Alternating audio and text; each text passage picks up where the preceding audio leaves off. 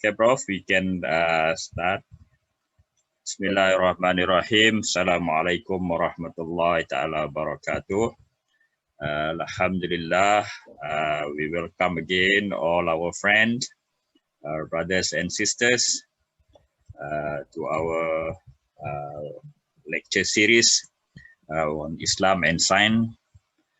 Welcome our dear Professor Hazim to be with us. Today is the 5th lecture, continuation of last week on effect of 17th century development in Europe or in the West.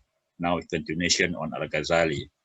The reason why we adjust Prof. Hazim lecture to 5:30 Malaysian time is that because tonight we have another lecture by our dear Professor Osman Bakar.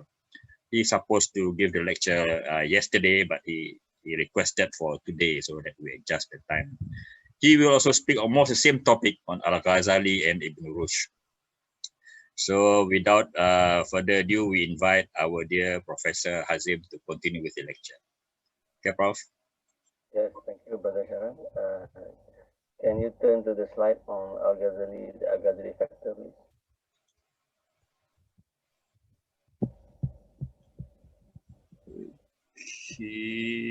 Al-Ghazali. Okay.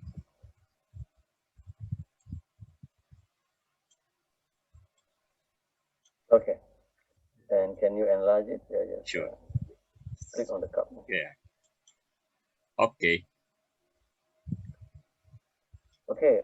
So first of all, Assalamualaikum warahmatullahi wabarakatuh.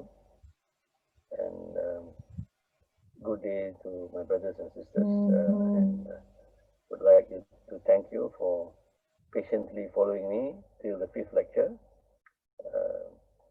And today I will continue from where I left before in the 4th lecture. Although I had prepared a set of slides for the 4th lecture, but I did not manage to complete explaining all the contents in the slides. Yeah. So I will continue from the lecture 4 and talk about the slides and explain the slides which I have not had the time to speak on before.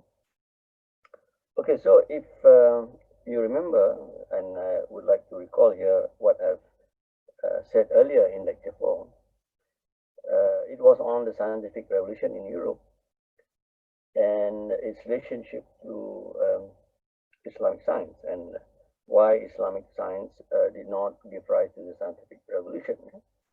So that was basically what my lecture was about in the 4th lecture. And as part of that theme of scientific revolution and its non-occurrence in the Islamic world, I would like to zoom in specifically to one particular factor which has been debated by scholars, that is the Al-Ghazali factor. And what is meant by the Al-Ghazali factor? Well, there is this famous criticism of Al-Ghazali for his role in criticizing Greek philosophy. His critique of Greek philosophy as found in his great work, the Tahafut al-Falasifa, where he specifically targeted the Muslim philosophers who were influenced by Greek philosophy and the Greek philosophers themselves and the ideas of Greek philosophers. And who are these Muslim philosophers that he was targeting, that he was criticizing? Mainly two main Islamic philosophers in the Islamic world, namely Al-Farabi and Ibn Sina. And in his Munkit, he mentioned those two philosophers by name. And it was said, or it was claimed rather by some scholars, that as a result of his critique of Greek philosophy and of those Muslim philosophers who espoused and developed Greek philosophy, namely Al-Farabi and Ibn Sina, as a result of his attack on Greek philosophy, Muslim philosophers were discouraged from continuing the work of the Muslim philosophers who were influenced by Greek philosophy, or of continuing the development of Greek philosophy in the Islamic world. And it not only stops there. It was claimed that the harm done was not only in the development of Greek philosophy in the Islamic world, but also in the development of science in the Islamic world. So the decline of science in the Islamic world was partly attributed to the criticism made by Al-Ghazali against Greek philosophy. Yeah? And this is what I would like to examine today, whether the criticism against Al-Ghazali for his role in bringing about the decline of Islamic science, and hence the non-occurrence of scientific revolution in the Islamic world, whether this criticism against Al-Ghazali is justified or not. Yeah. And I must confess right from the start that this is not an easy matter to unravel. Yeah. It's not a straightforward matter of saying yes or no, that he was responsible for the decline of Islamic science because of his criticism of Greek philosophy, or alternatively or oppositely, that he was not responsible for the decline of Islamic science despite his critique of Greek philosophy. So it's not a clear-cut case, I think. Yeah, it's not black and white. It's not either yes or no, or right or wrong. And I will try to explain what I mean by that. Yeah.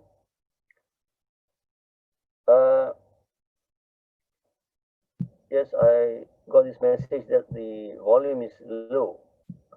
I hope the others are able to.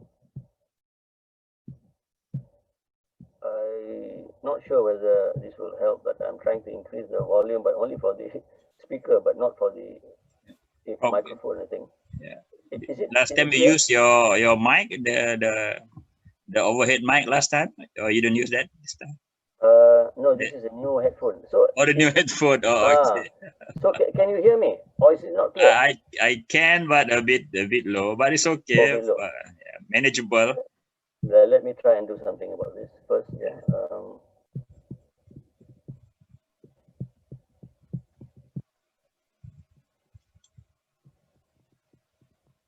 Yeah. Okay. Now I'm trying to get the visual on my laptop now. Sure.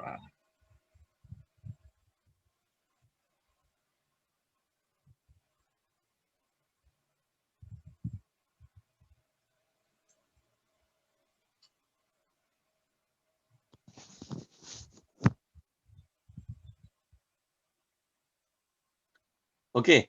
So now it's visible on my laptop. Okay. I can see my own visual on the laptop, and the audio is through the handphone. Yeah, so it's clearer now. Yeah, very clear. Yeah, go ahead. Yeah. Yeah. So okay, back to the topic on the Al-Ghazali factor in the decline of science. Yeah? Question is this a justified criticism against Al-Ghazali? Yeah? And what was the criticism made by Ghazali, and against whom? Well, the criticism was made by Al-Ghazali against Greek philosophy and Greek philosophers and the Muslim followers of Greek philosophy, namely Ibn Sina and Al-Farabi in the Islamic world. And the criticism was made in his book, The Tahafut al-Falasifa, translated in English as The Incoherence of the Philosophers. Yeah? And it was said that as a result of his critique of Greek philosophy and of Muslim philosophers who espouse Greek philosophy, such as Al-Farabi and Ibn Sina, Greek philosophy did not flourish in the Islamic world.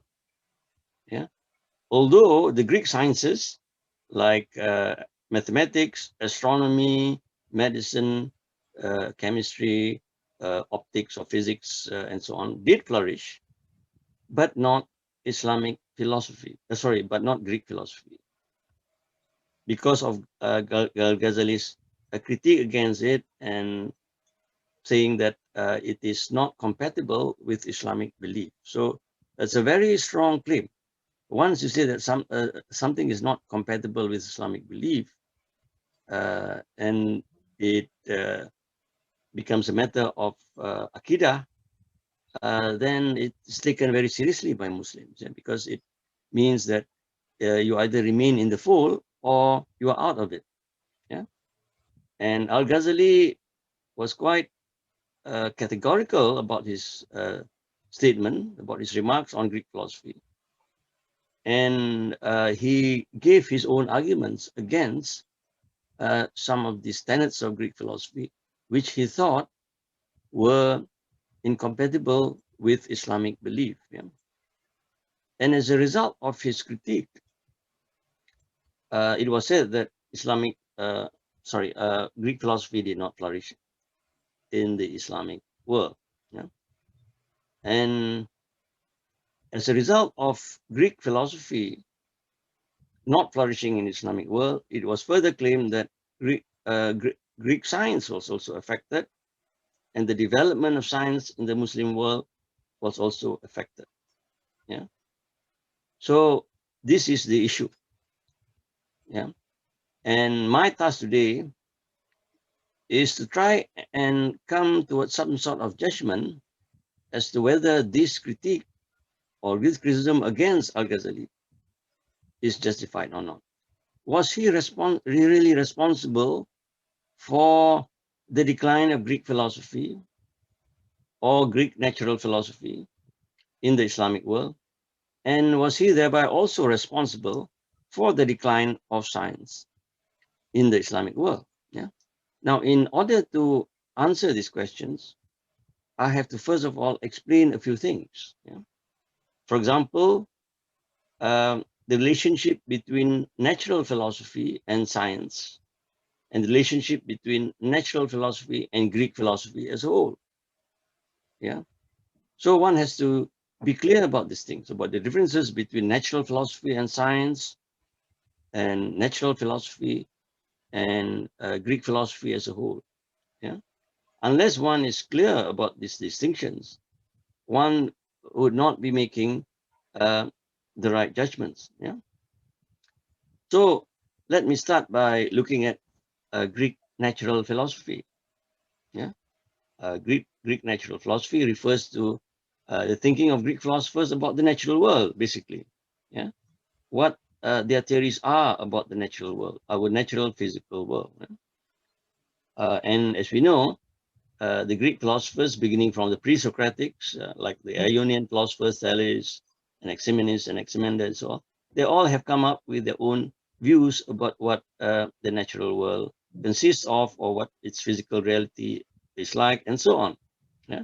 And this tradition of coming out with philosophical theories about the natural world, as put forward by the Ionian philosophers, the Milesian philosophers, in other words, or the atomists, or Pythagoras, or even Plato and Aristotle. These natural philosophies of the Greeks have been around, and of course they were transmitted to the Islamic world via the translation movement. Yeah, and one must remember that the nature of science in the ancient period and also in the medieval period is different from the nature of science since the scientific revolution in the 17th century. That's why I try to relate this to the question of the scientific revolution also.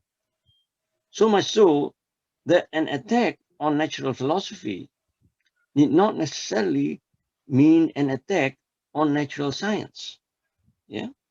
So there is a distinction to be made between attack against natural philosophy or Greek natural philosophy and attack against science. Yeah. And what Ghazali was attacking was not science as such, because if you look at the nature of science, yeah, it's, at least since the 17th century, it's made up of a composition or the integration between natural philosophy, mathematics, and the experimental method. Yeah. So no doubt natural philosophy was part of it. Yeah. But natural philosophy did not contribute to the growth of science, not until about the 18th century onwards. So a criticism against Greek philosophy made by Al-Ghazali, for example, in the 11th century, to me, would not have any direct effect against science as it was known during the Middle Ages. Yeah, and in fact, if you think about it, Al-Ghazali's criticism was made in the 11th century, and yet Islamic science continued to flourish after the 11th, the 11th and the 12th century. Al-Ghazali died in 1111, so that was the 12th century. So Al-Ghazali criticism was made in the 11th and 12th century AD, and yet Islamic science continued to flourish after Al-Ghazali's Tahafut al-Falasifa. Yeah? It continued to flourish in the 12th century, in the 13th century, until about the 14th century. And in fact, it led to a rebuttal by Ibn Rushd. Now, most people think about, the debate between Al-Ghazali and Ibn Rushd, but not many realize that they were not contemporaneous. Yeah? They were not contemporary. Al-Ghazali was before Ibn Rushd. Ibn Rushd came after Al-Ghazali. So they did not live at the same time period. Yeah. So what does that mean? It means that even Greek natural philosophy continued to flourish through Ibn Rushd after the death of Al-Ghazali. Yeah. And Ibn Rushd, as we know, wrote the book Tahafut al-Tahafut against Al-Ghazali's Tahafut al-Falasifa. Yeah. So in other words, the tradition of the philosophical tradition in the Islamic world continued even after the death of Al-Ghazali through the works of Ibn Rushd, for example. Yeah. So it didn't mean that once Al-Ghazali criticized Greek philosophy, there were no more Muslim philosophers who continued the Greek philosophical tradition. Ibn Rushd, as we know, was very much an Aristotelian.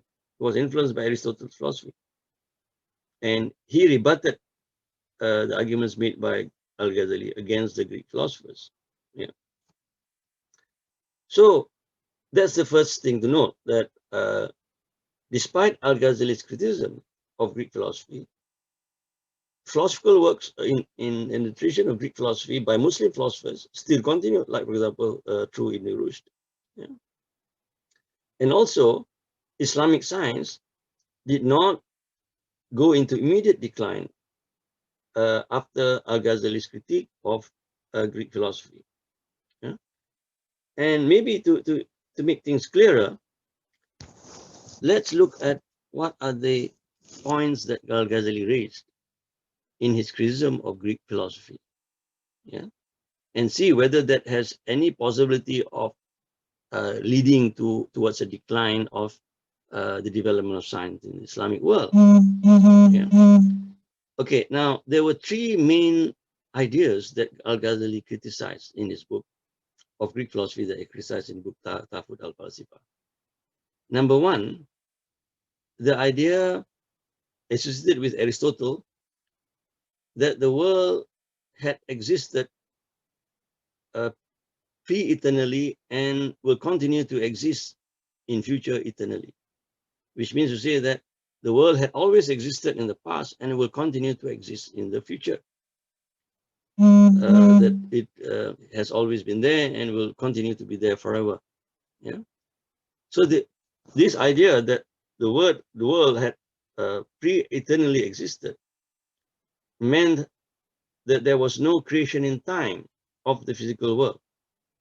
Yeah. That the world, in other words, was not created by God, or rather it did not come about or come into being as a result of God's creative act. Yeah. Maybe we can move on to the next slide, because I think that point was mentioned in the next slide. Can we have the next slide, please? Okay.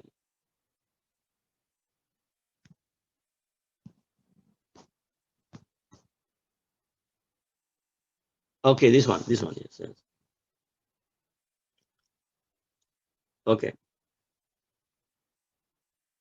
So the belief that the world had existed pre-eternally and not created in time, which suggested that it did not come about as a result of God's creative act, yeah, through the idea of concept of kun, fayakun in the Quran. Yeah. So Al-Ghazali gave philosophical arguments against the Aristotelian claim that the world has no beginning in time.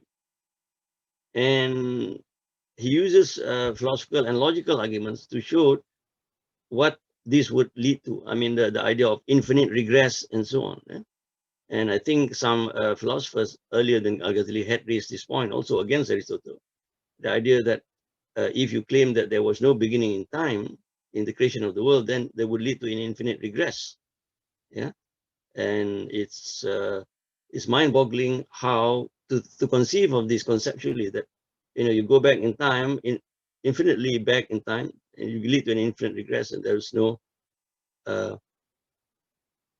real understanding of how things are by just saying that it just existed pre-eternally. It's not an explanation of anything. So Al-Ghazali criticized this idea both logically and also in religious terms. In religious terms, he said that these would nullify the idea, this would go against the idea that the world was not existent before, it was non-existent, and that it came into being as a result of God's command or God's creative act, kun fayakun. So for Al-Ghazali, the Islamic belief is that the world did not exist before, but came into being as a result of God's command. God said, be, and the world is. Yeah. So that suggested that the Aristotelian idea is not in line with Islamic belief. Yeah. And if you think about it, to claim that the world had existed pre-eternally meant that the physical world, had coexisted with God's existence. So you're putting sort of God on par with the physical world by saying that they both had pre-eternally existed. Yeah? Of course, God is not subject to any temporal dimension. So you cannot even say about God, having existed pre-eternally and so on, because that is a temporal dimension, and God is beyond all those. Yeah?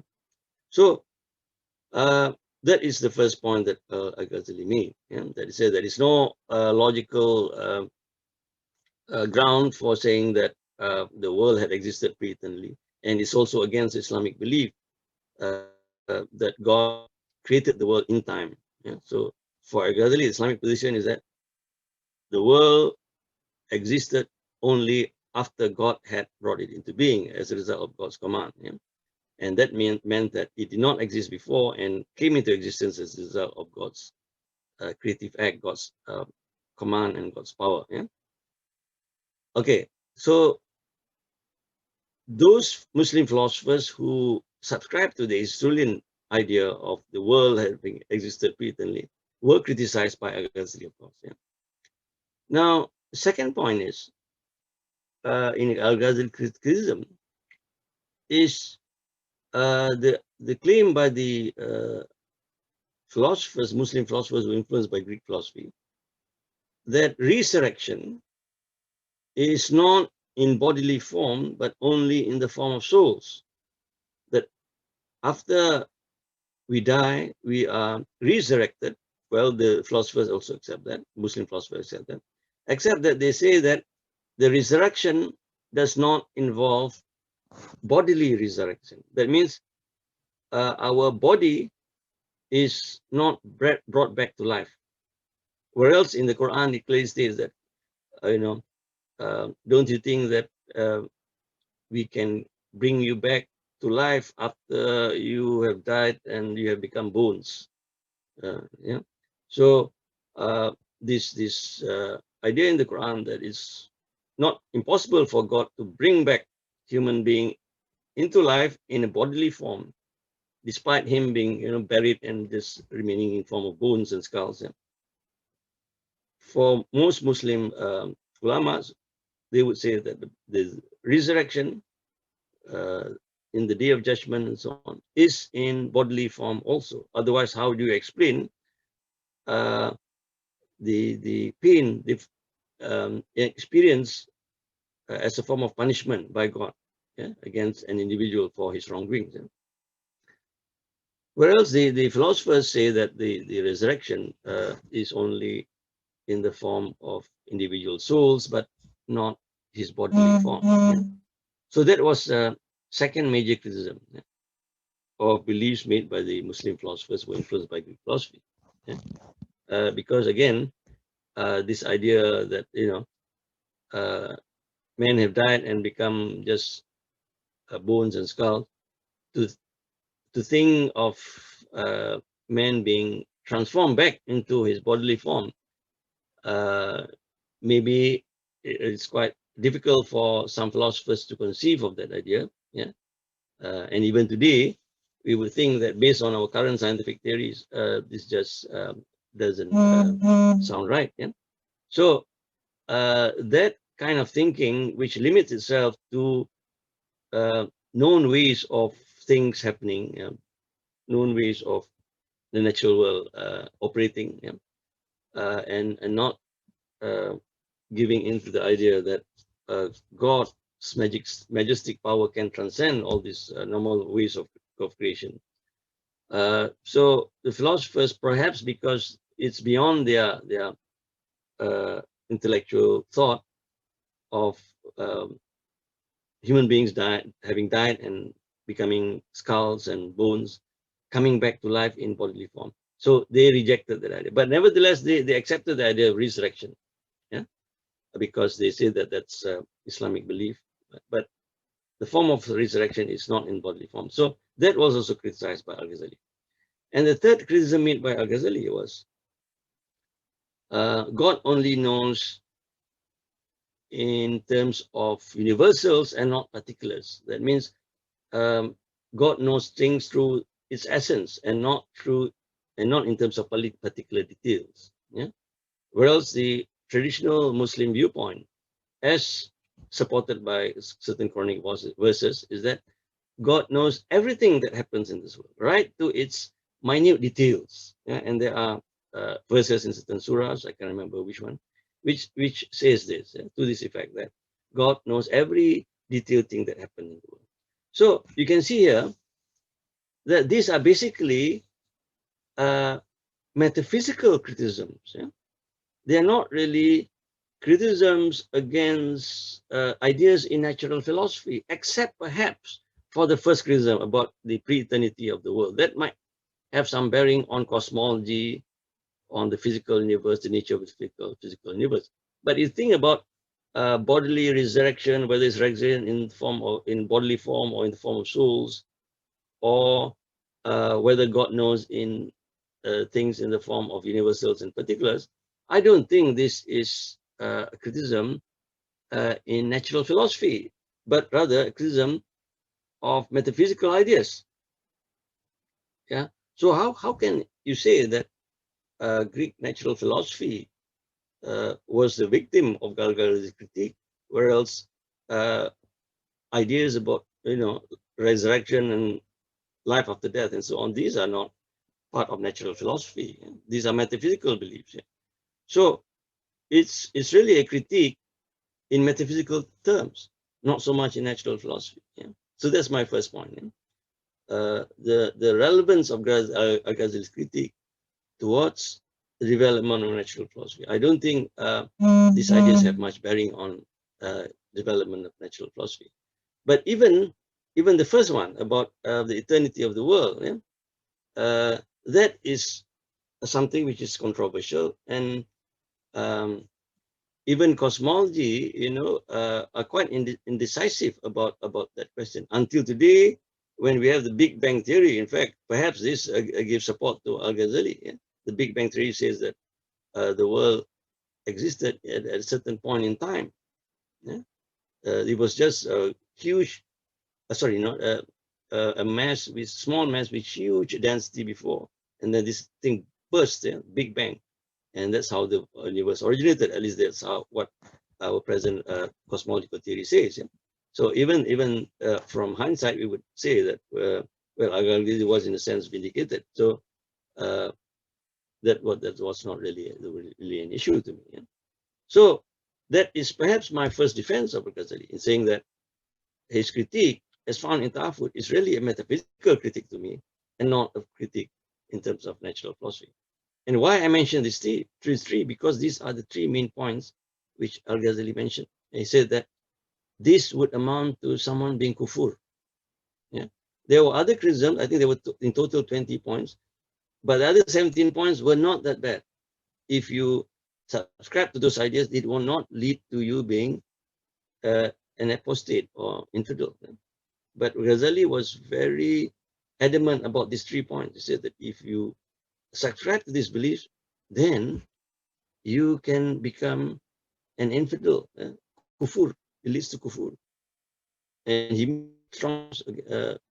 has strong words against Al-Farabi Usima about this. Yeah?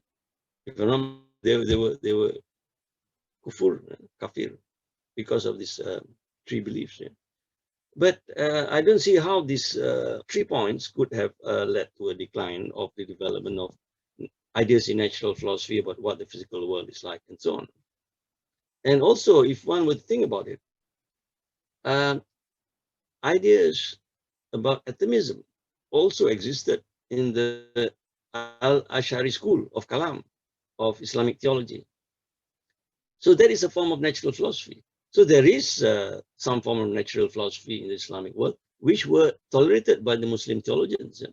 And Al-Ash'ari, as you know, is a great exponent of his own Kalam school. Yeah, and they believe in some form of atomism. Yeah, although of course that atomism is combined with occasionalism, which gives God the ultimate power in deciding what the form of this world is going to be like. Its existence is dependent on God's will, but that does not preclude the idea of atomism in Islamic thought. Yeah. Now, so that to me makes it unjustified for one to say that Ghazali's criticism against the Greek philosophers in the Ta'afut was a factor in the decline of natural philosophy and the decline of Islamic science as well. My second point is that the decline of Islamic science was due to other factors as well, and perhaps these other factors were more important. Yeah, rather than harping on the Al-Ghazali factor, one should look into other factors. And I mentioned some of these factors before. What are these factors? For example, the non-institutionalization of science in the Islamic world as part of the continuation of the marginality thesis also, that science was not really institutionalized in the Islamic world. If you look at the rise of science in the Islamic world, they were mainly due to individual efforts, individuals who had the support and patronage of the political leaders, the caliphs and so on. Yeah, but in Europe, science was institutionalized, or rather natural philosophy, science, the form of natural philosophy, was institutionalized by being taught as a subject in the medieval universities. But in the Islamic world, natural philosophy and not only natural philosophy, but the other sciences, including logic, mathematics, astronomy, medicine, and so on, they were not made part of the mainstream part of the Islamic education system or part of the Islamic curriculum. At best, they were ancillary subjects, like, for example, astronomy, known as falak in the Islamic world. It's taught perhaps in the madrasas, but only as an ancillary subject as a handmaiden to religion, yeah, to determine prayer times, direction of the Qibla, and so on. Yeah. So that has, to me, has little to do with Al-Ghazali. It has to do with the Islamic education system and their preference for traditional Islamic sciences like Quran, Hadith, Tawheed, Fiqh, and so on, over the ilmu awal like astronomy, mathematics, medicine, and so on. And Al-Ghazali, to be fair, was not against all forms of Greek knowledge, like, for example, medicine. Medicine is considered as fardu kifayah, yeah? And Greek medicine was not considered as having ideas which were contrary to Muslim beliefs. Yeah? For example, there is the famous Galen's four humour theory, yeah? The balance between the four humours and so on, how this could lead to health or otherwise, or it could lead to disease. Yeah? That had no problems with the Islamic medical community, with Islamic medical world, yeah? Medical practitioners. Yeah? And it was considered as fardu kifayah, which means to say that it's incumbent upon at least some members of some members in the Muslim community to acquire that knowledge for the benefit of the Muslim community as a whole. Now, back to this question of natural philosophy and science. Yeah. Now, if you look at natural philosophy in the Islamic world or in the Greek world, as I've said, it had no real, or rather its nature is quite isolated or different from the science of the 17th century. Yeah. Because why? Because natural philosophy is really philosophy. It is not science as we know it today. It is in the realm of belief and not in the realm of practice. You cannot apply natural philosophy to the real world and produce technology, for example. Yeah. So one must understand the difference between natural philosophy and natural science. Natural science only came into being in the way that we know it today, in the form that we know it today, only came into being around about the 17th century or even the 18th century. Natural philosophy existed earlier in the ancient period or in the medieval period. Yeah.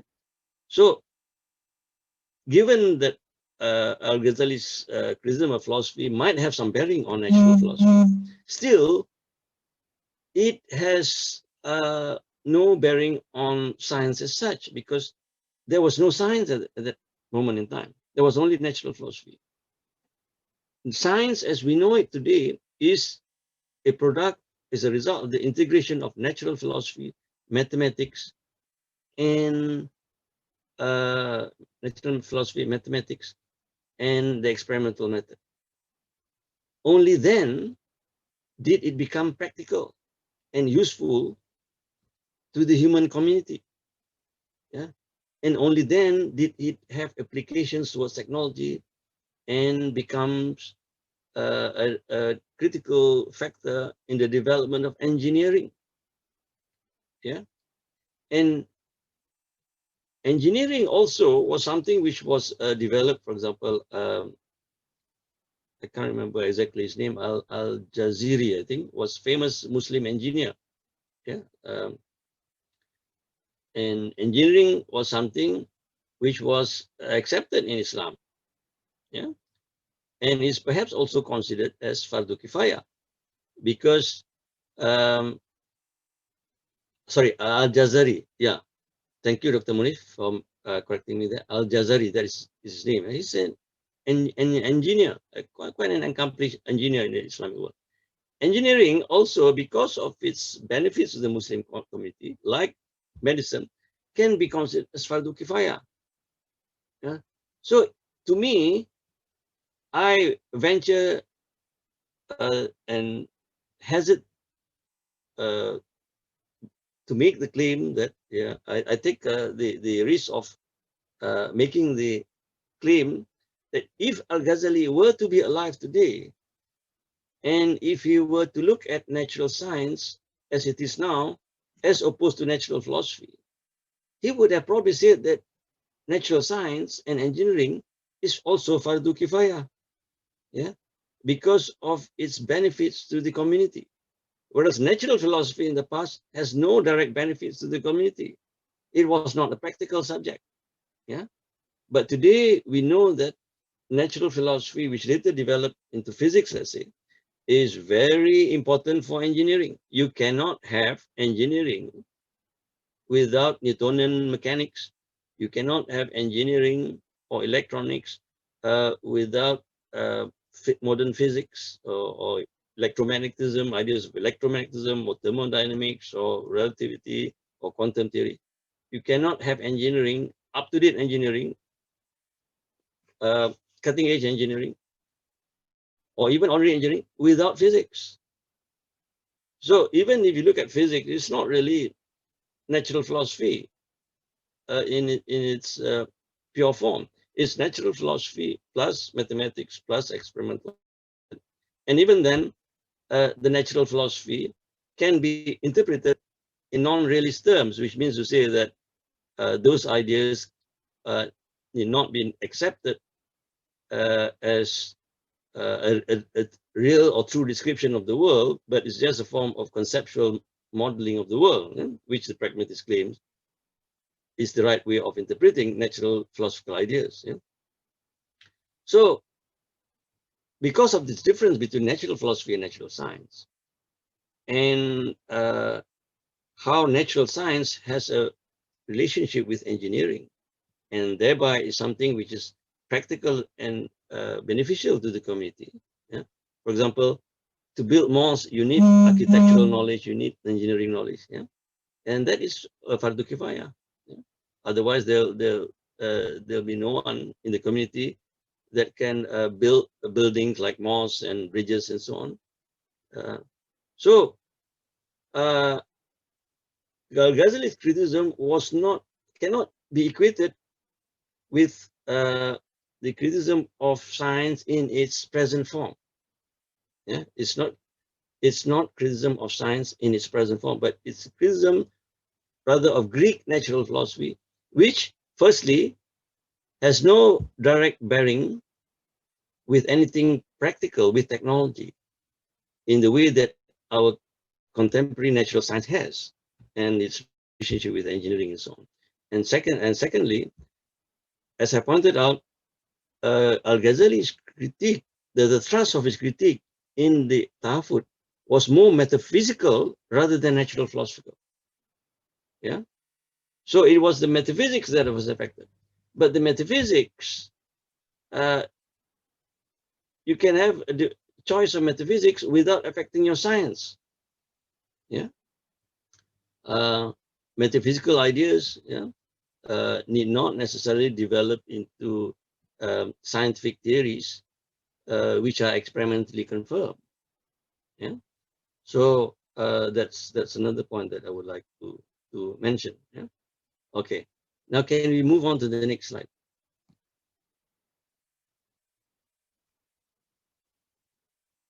Now,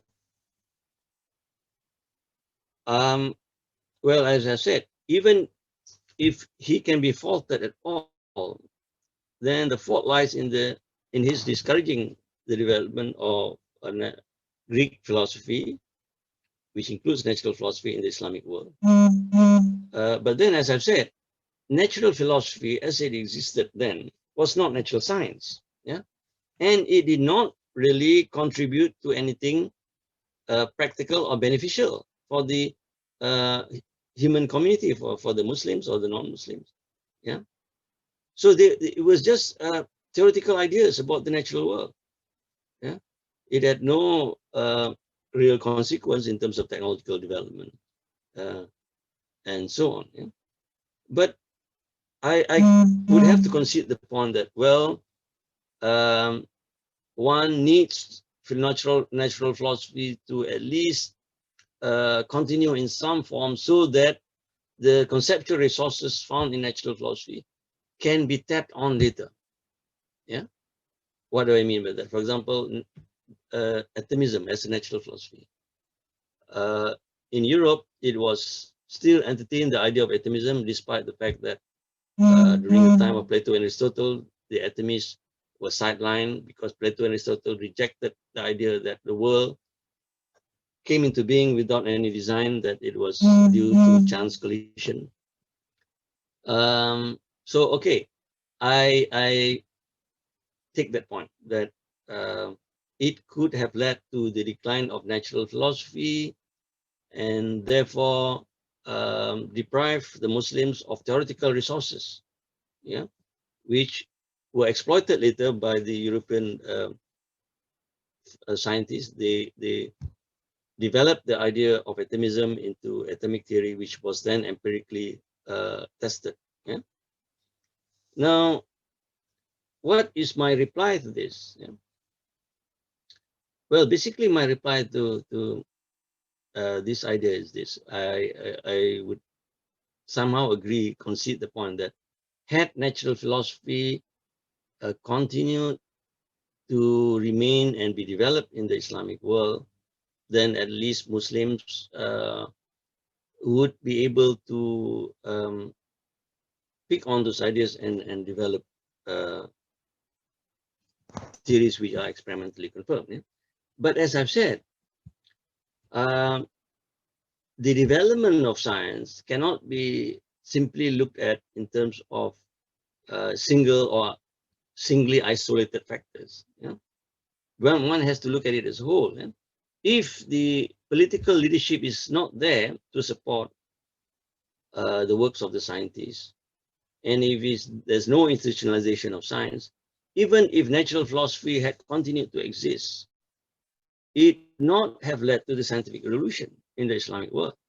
Yeah, and a case in point here is Shia Iran, because as I pointed out before, even though natural philosophy and Greek philosophy might have declined in the Islamic world as a result of Al-Ghazali criticism, but in the Shia world,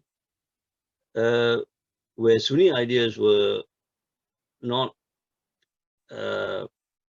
or could be neglected, we find that natural philosophy was still being practiced by the Iranian thinkers. So much so that even as late as the 17th century, we find Mullah Sadra coming out with his own philosophical theories and so on and so forth. Yeah? 17th century, which was the century of the scientific revolution. And yet, there was no scientific revolution in Iran. Yeah. So that's why I said that even though natural philosophy had been allowed to continue to flourish in the Islamic world, it did not mean that there would have been a scientific revolution. So even without Al-Ghazali's critique against natural philosophy, this would not have contributed to the scientific rise of scientific revolution in the Islamic world, because other factors were absent. The decline of, or rather the disintegration of the central political authority, which was assisted with Abbasid Caliphate before. The downfall of the Abbasid Caliphate due to the invasion of the Mongols, by the Mongols. In fact, the Mongols, because of their superstitious belief in astrology, did continue to support astronomy. That's why they built, the observatories. If I'm not mistaken, the famous Maraga observatory was due to the Mongol rulers, because they wanted the astronomical data for astrological prediction. So they had a different motive, of course. But, and that continued till after the 14th century, if I'm not mistaken, after the 16th century.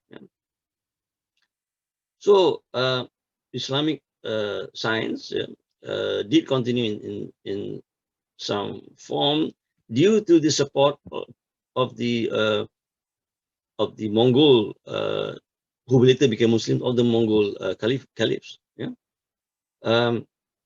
Which means to say that you need state patronage. But as I've said, after the fall of the Abbasid Caliphate, there was no state patronage of individual scientists, except for those astronomers who could provide those astronomical data which is needed for astrology by the Mongol rulers. So it's not an easy matter to say that, well, if Al-Ghazali had not attacked Greek philosophy, then natural philosophy would have continued to flourish in the Islamic world, then we have the scientific revolution. No, it would probably have continued, but it would have no impact on the development of science in the Islamic world, because there was no continuity in state patronage after the downfall of the Abbasid Caliphate, and there was no institutionalization of science, because science was not instituted as part of the Islamic religious curriculum. That, I think, is with or without Al-Ghazali's criticism of natural philosophy. That is quite an independent decision made by the group of ulama on what subjects to include as mainstream or non-mainstream. One could not have faulted Al-Ghazali's Tafud al-Falasifa for that. Okay,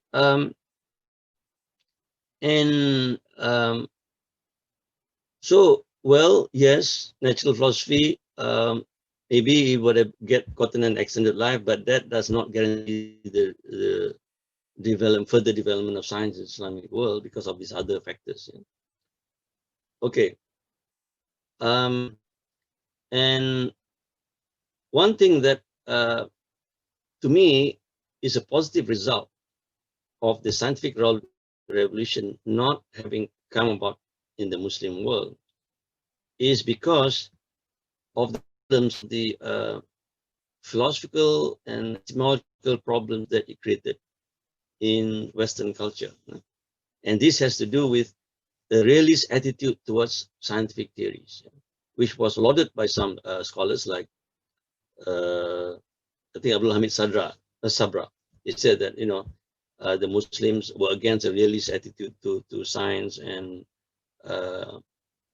they had an instrumentalist view of science, and had they adopted a realist attitude towards science, then science would have continued to flourish, which is probably true to some extent. Yeah. But then, can we move on to the next slide, please?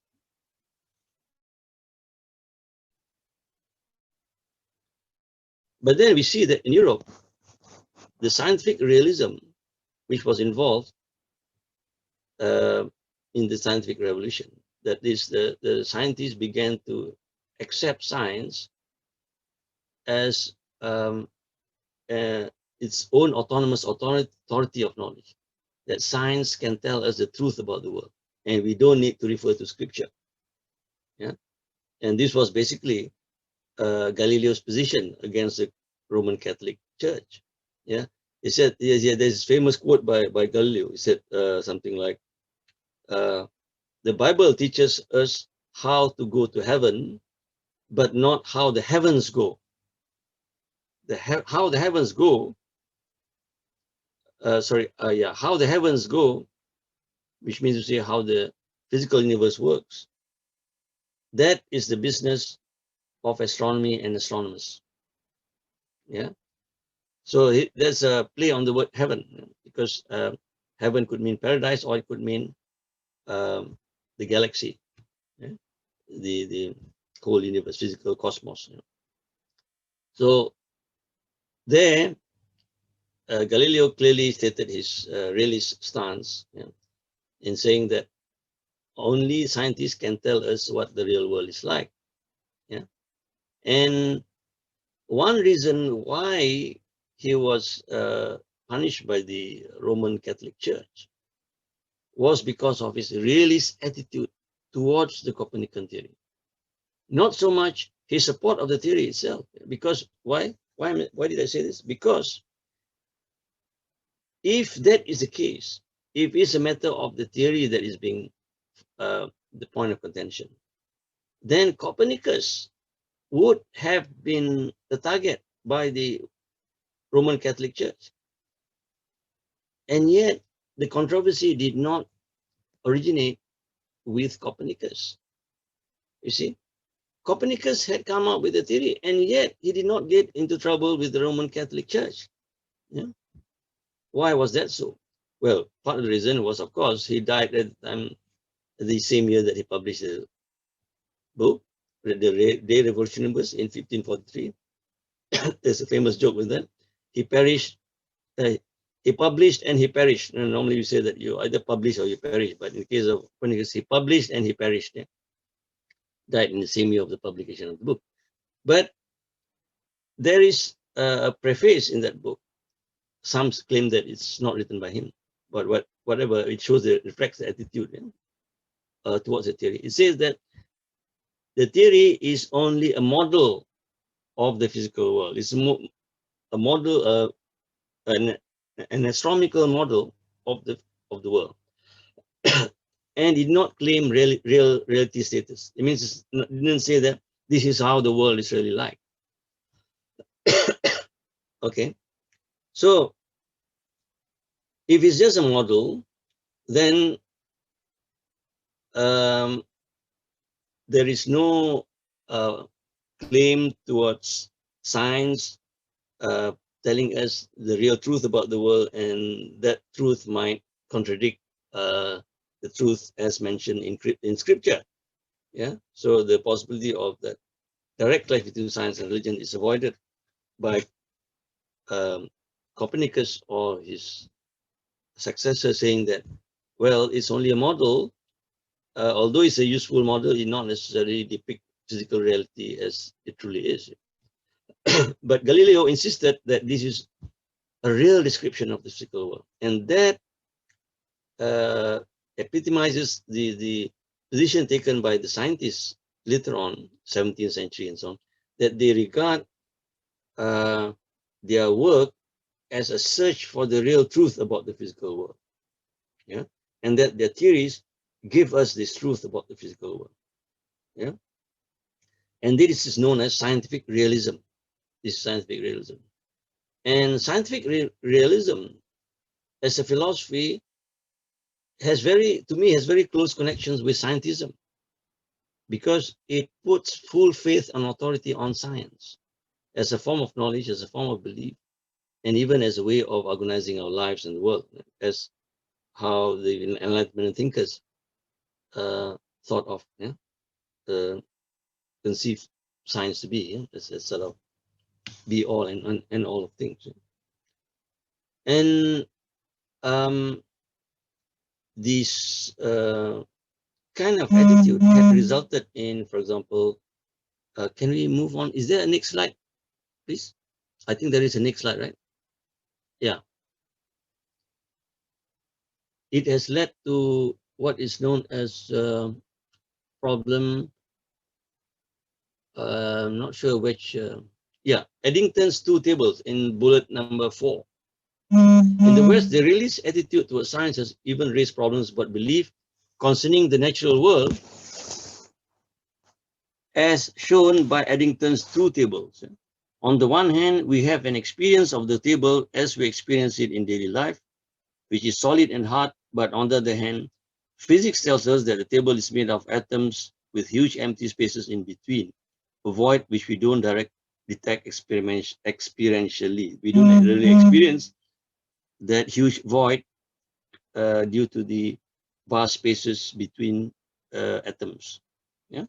So physics tells us one thing about the world, and if you take it in realist terms, in terms of scientific realism, that the reality of the table is as described by the physicists, that it consists of atoms which are at huge distances from one another.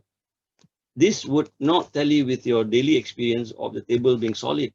You cannot simply push your hand through the table because there's no big hole there. Yeah? It's all solid. Yeah? So scientific realism tends to create this sort of problems. Yeah? For example, science tells you one thing, or already experience tells us another thing. In fact, even in astronomy, Copernican astronomy tells us that Earth moves around the sun, but this is counter to our daily experience of the world, where we see as if the sun, it is the sun that is moving through the sky. So science creates this sort of counterintuitive experiences and beliefs. Yeah.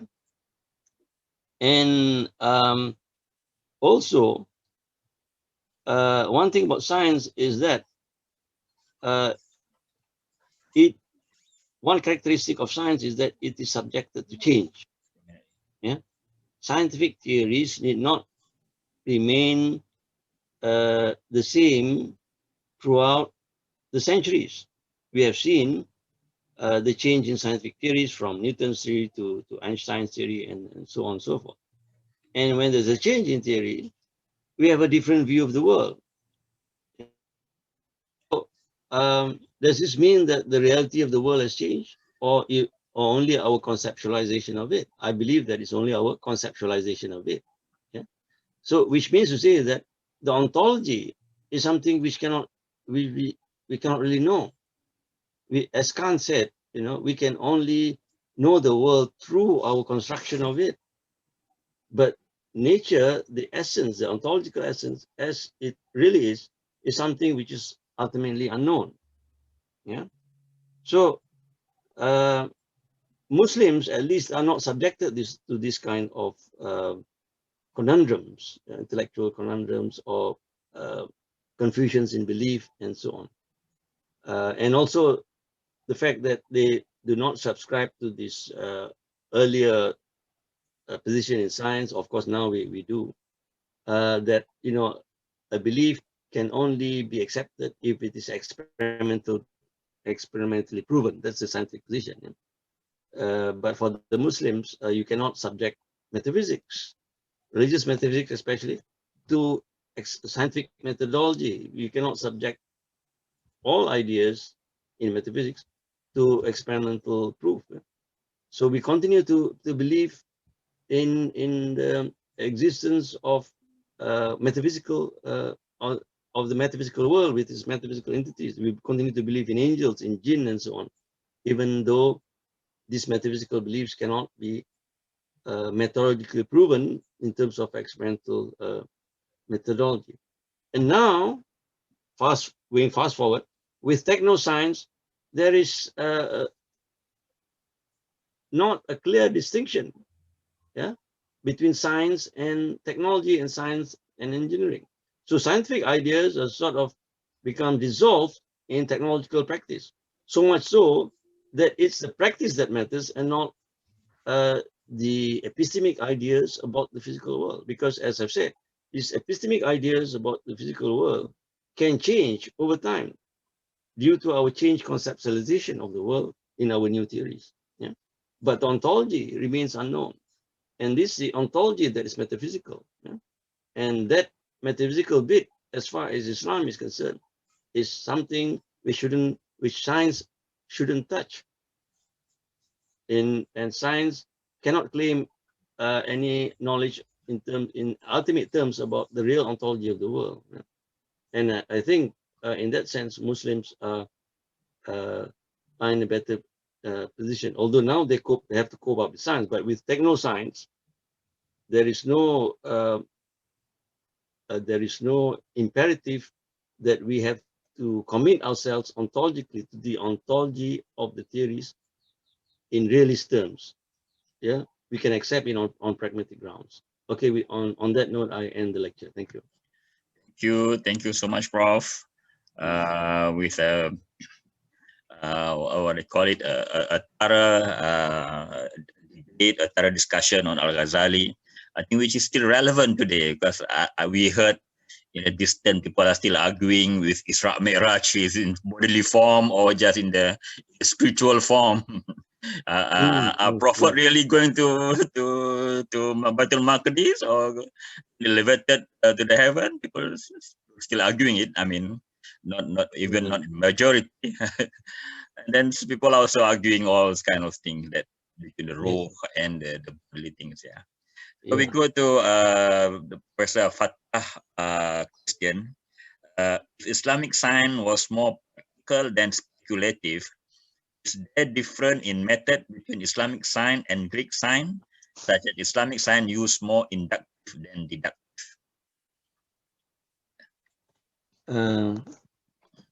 Okay, is there a written form of the question somewhere in chat? No. Yeah, in chat. Yeah, in the chat. You can. Okay.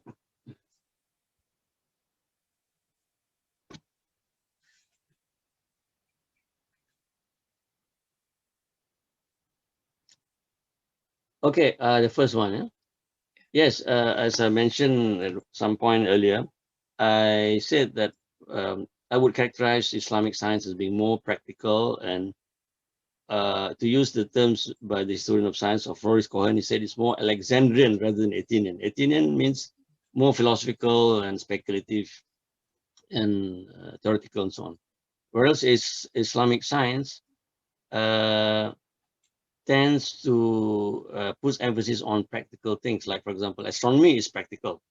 Yeah, it's not only theories about the position of the skies, of the planets and the other bodies in the heavenly bodies in the sky, but also how that knowledge can be usefully applied to find direction during navigation, or to determine the times of sunrise, sunset for prayer purposes, and also for fasting and so on.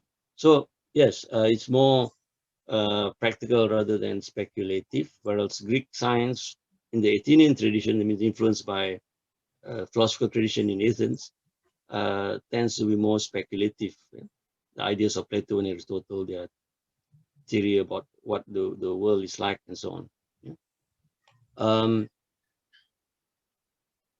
Prof. About deductive and inductive. Yeah? Yeah. Well, this is in the realm of logic, of course. I don't think there was a conscious attempt to apply logic to scientific methodology during that time. So in that sense, it is what I would say, not, what was it? There's a term for it. Can't remember. It means that it's not proper to apply concepts which are relevant in our age to a different age. Yeah? So I'm not sure whether one can speak in terms of deductive and deductive with respect to medieval science, yeah? Because I don't think those scientists see it in those terms. This might have been thought of by the logicians, yeah? But as far as those are working in astronomy and other fields of natural science, like maybe chemistry or medicine, as far as I know, did not see it in those terms. But if you still insist on using these ideas and try to hazard a perspective on it and see whether one can apply these concepts, well, I would say that it depends, yeah, on different scientists and in different fields. For example, Ibn al-Haytham, I think in his optics he did apply the deductive method, yeah, where he has certain hypotheses, and then he tests his hypotheses, like carrying out some experiments, yeah, about light, the camera obscura experiment. So in that sense, the experiments were a result of deductions made from the theoretical premises. Yeah? So although Islamic science might not be purely deductive, but includes inductive method as well. But there's no clear-cut way of saying that, Greek science is deductive, Islamic science is inductive, because induction is also practiced by, for example, Aristotle, when he comes up with this taxonomy. He's also a biologist, by the way. So to form taxonomy of plants and animals, you need to use the inductive method. So even Greek science, as in Aristotelian biology, makes use of inductive method, whereas inductive method is also practiced by Ibn Haytham, for example. So it's used, both methods are used in both sciences. Okay. Okay, Prof. From Brother Nuruddin, can you explain the link between Ghazali's criticism and Ibn Taymiyyah criticism of Greek philosophy? Some academics stated that Ibn Taymiyyah felt that Ghazali criticism of Greek philosophy was less fundamental. So Ibn Taymiyyah continued his criticism by trying to tear down Aristotle's logic, replace it with an induction method which was considered more friendly the development of science in the Islamic world? Please respond. Okay, I'm afraid I cannot answer this question because I have not read Ibn Taymiyyah's criticism of Greek philosophy. Yeah? So I cannot really comment on this. Only if I have read his criticism of Greek philosophy, am I in a position to answer this question. But since I have no knowledge about his criticism of Greek philosophy, I wouldn't risk answering it. Okay. Thank you so much, Prof. Oh, the word I was looking earlier was anachronism. Anachronism. Okay. Okay, Prof. Final words for today before we close. Okay. So basically, what I was trying to do today was to re-examine the claims made by some scholars that Al-Ghazali was responsible for the decline of Islamic science because of his criticism of Greek philosophy and Muslim philosophers who adopted Greek philosophy. And today what I've tried to do, or what I've done, is to show that that position is untenable, and I'm against the idea that one can make a straightforward claim that Al-Ghazali was responsible for the decline of Islamic science. I said that the issue is more complex than that, and if you examine its complexity, Al-Ghazali would be exonerated from such a charge. Yes. Yeah, that would be my conclusion. Okay, thank you so much. We'll see you next week, inshallah, bro. Okay. Thank you, everyone. Assalamualaikum warahmatullahi ta'ala wabarakatuh. Welcome, salam.